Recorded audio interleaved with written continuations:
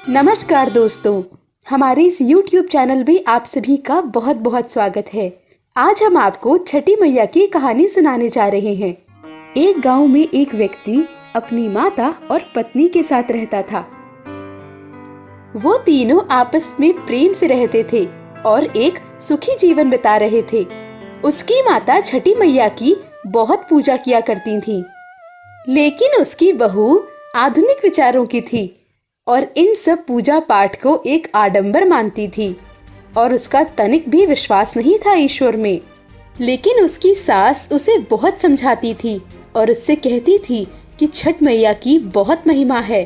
शादी के बाद जब उसे पुत्र नहीं हुआ तो उसने छठ मैया का ही व्रत रखा था और उसी से उसे पुत्र की प्राप्ति हुई थी।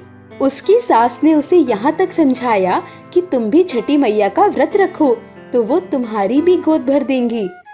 लेकिन उसकी बहू को उसकी एक भी बात समझ नहीं आई और उसने कहा कि मुझे किसी चीज की कमी नहीं है।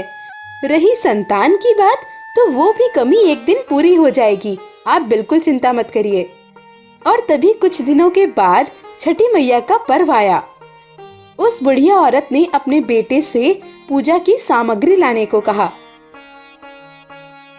उसका बेटा हवन की सामग्री, फल फूल इत्यादि लेकर आ रहा था और ऐसा देखकर उसकी पत्नी बहुत जोरों से हंसने लगी और कहने लगी कि कहाँ आप भी इन सब चक्करों में पड़ रहे हैं, ये सब सिर्फ ढकोसले हैं और कुछ भी नहीं।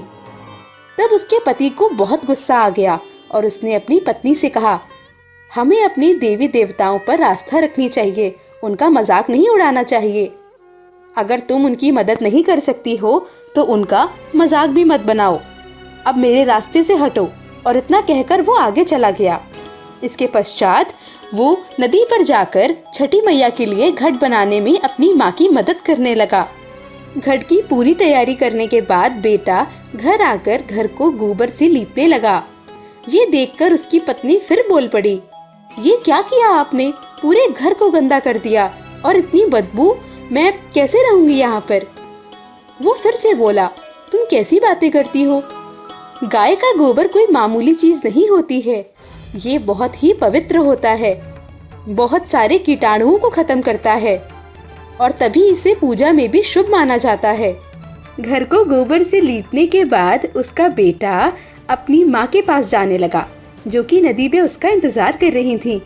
उसने अपनी पत्नी को भी साथ चलने को कहा और पता नहीं क्या सोचकर उसकी पत्नी ने हाँ कर दिया। रास्ते में वो मन ही मन सोच रही थी, मैं कौन सा पूजा में बैठूंगी, मैं तो मेला घूमूंगी। तो कभी अपने मनपसंद की चीजें खरीदने लगी। उसके पति ने जब उसे आवाज लगाई तो उसने कह दिया कि मुझे पूजा में नहीं बैठना।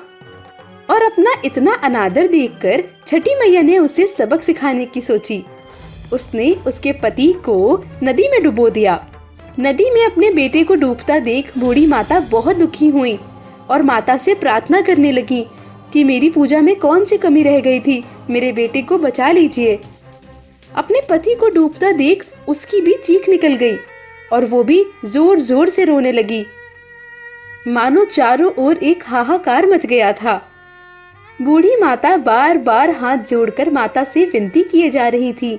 ऐसा देखकर उस औरत को भी यकीन हो रहा था कि ये कहीं ना कहीं मेरी वजह से ही हो रहा है और तभी उसने अपने दोनों हाथों को जोड़ा और माता से विनती की कि मेरे पति को मुझे लौटा दीजिए।